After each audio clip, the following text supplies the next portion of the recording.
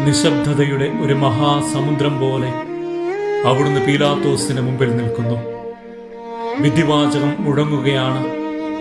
ലോകത്തെ മുഴുവൻ വിധിക്കാൻ അധികാരമുള്ളവൻ ലോകത്തിന്റെ പാപങ്ങൾക്ക് വേണ്ടി ഒരു കുറ്റവാളിയെ പോലെ വിധി കേട്ടു നിൽക്കുന്നു. ചുറ്റും പരിഹാസത്തിന്റെ ആർത്തനാദങ്ങൾ, അന്യായമായ കുറ്റപ്പെടുത്തലുകൾ. എന്നാൽ ഈശോയുടെ ഉള്ളിൽ പിതാവായ ദൈവത്തോടുള്ള അചഞ്ചലമായ സമർപ്പണം മാത്രം. നമ്മുടെ ജീവിതത്തിലും പലപ്പോഴും നാം തെറ്റിദ്ധരിക്കപ്പെട്ടേക്കാം, അന്യായമായി വിധിക്കപ്പെട്ടേക്കാം.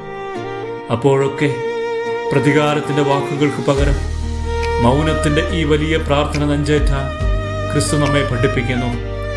സ്നേഹത്തിന് വേണ്ടി സ്വയം വിട്ടുകൊടുക്കുന്നവന് മുമ്പിൽ ലോകത്തിന്റെ വിധികൾ അപ്രസക്തമാകുന്നു. വിദ്വേഷമില്ലാതെ വിധികൾ ഏറ്റുവാങ്ങുവാനുമുള്ള ആത്മധൈര്യത്തിനായി നമുക്ക് പ്രാർത്ഥിക്കാം.